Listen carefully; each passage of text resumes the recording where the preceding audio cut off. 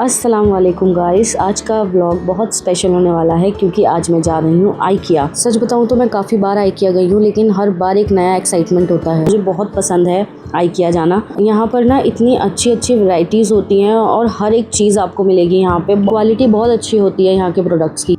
तो चलिए व्लॉग को स्टार्ट करते हैं। तो देखिए मैं निकल चुकी हूँ आइकिया के लिए। IKEA जो है यहाँ पर हैदराबाद हाईटेक सिटी में है, तो बस हम लोग निकल गए थे वहाँ के लिए। और ये देखिए मौसम भी अच्छा हो रहा था आज का। अच्छा तो दोस्तों आप एंजॉय करिए वीडियो को और प्लीज़ मेरे चैनल को सब्सक्राइब करिए। अगर वीडियो पसंद आए तो लाइक करिए और शेयर करिए। और मैं आपसे मिलती हूँ फिर इंशाल्लाह नेक्स्ट व्लॉग में।